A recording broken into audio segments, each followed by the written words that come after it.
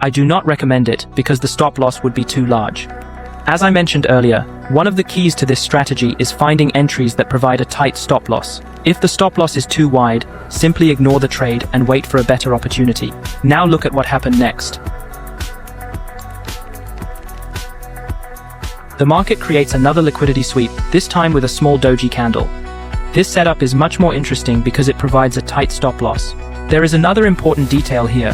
From the moment the support level was first created until the market retraced back and performed the liquidity sweep, approximately 34 candles formed. This is exactly what we are looking for because it shows that the market spent enough time consolidating before revisiting the level. Now let's place the trade. You enter at the close of the doji candle. Your stop loss goes below the lowest point of the liquidity sweep, and your target is the next major resistance level because we expect an explosive move after the stop hunt. Why? Because the market was clearly trending down and then spent a significant amount of time consolidating before sweeping liquidity below support. This often signals that sellers are exhausted and that a strong move in the opposite direction may be about to begin. Now look at what happened next.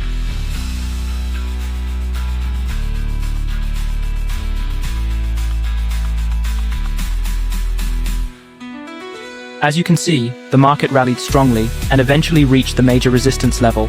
This single trade provided approximately a 1 to 24 risk-to-reward ratio, which is an exceptional result. Will every trade produce this type of return? Of course not.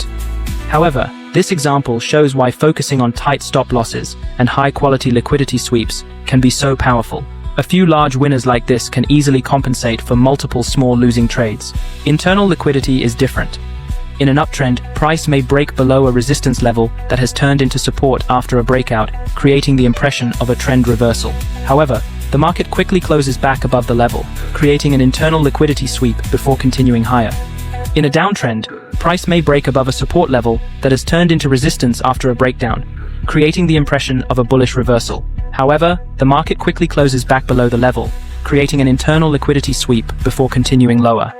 The key difference is that internal liquidity is a continuation signal, while external liquidity is a reversal signal. External liquidity targets major highs and lows, and often leads to a change in direction. Internal liquidity occurs within the